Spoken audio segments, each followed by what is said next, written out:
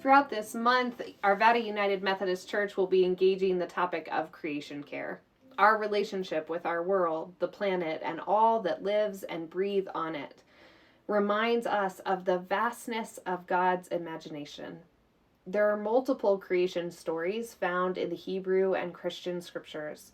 I think the biblical writers shared the variety of stories not to make this topic confusing, but rather to share in the mystery and the unknowns of the incredible intricacies of God's creation and all that is around us and within us.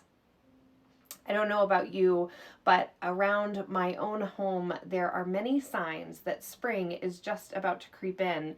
Right now, it's raining outside, so even though I had planned to do this outside, I am in my lovely library. As I drive around my neighborhood, I keep seeing signs of green grass and the beginnings of spring flowers. Even my Facebook page is blossoming with images of people's gardens and the joy of bulbs coming up that were planted before the cold of winter ever took hold. God's creation reminds us again and again of the intricate design that holds all the pieces together. All the beauty around me also reminds me of the ways that our climate is a balance that we as humans play a vital role in. It turns out that when we look at the scriptures, God has entrusted us with the care of creation. And in lots of ways, we seem to not know what to do with that trust. Religion is about spirituality. It's subjective.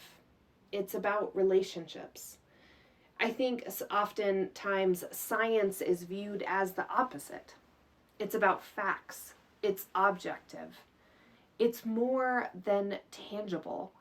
And yet, in this topic of climate care, we find the intersection of science and religion.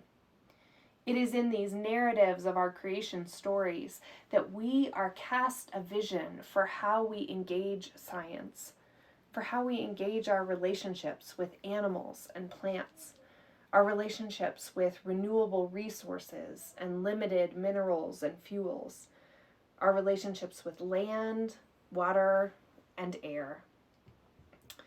Care of creation is the intersection of the subjective and objective, because it holds both worlds' truth at the same time. The narratives of creation give us an answer as to why the sciences are important to respect and study and to engage. Gus Spieth, the former dean at the School of Forestry and Environmental Studies at Yale University, had a speaking engagement with a large body of religious leaders. He said to this ad hoc faith community, "I used to think the top environmental problems that were facing our world were global warming and environmental degradation and ecosystem collapse, and that we scientists could fix those problems with enough science. But I was wrong," he told the community. "The problem is not those three items, but rather greed and selfishness and apathy. And for that, we need a spiritual and cultural transformation. And we scientists don't know how to do that. We need your help." For whatever reason, the tree of knowledge that comes in the 3rd chapter of Genesis, or the Tower of Babel, or maybe the Great Flood and the story of Noah and the other animals, either in an instant or over time, God has empowered humanity with free will and a whole lot of trust. It's the common thread throughout all the creation stories. God's trust in humanity. God has extended trust to our ancestors, to us, and to the future generations born today and tomorrow to care for both the flora and the fauna. God trusts humanity to recognize our choices have consequences, Our actions have consequences. Our inactions have consequences.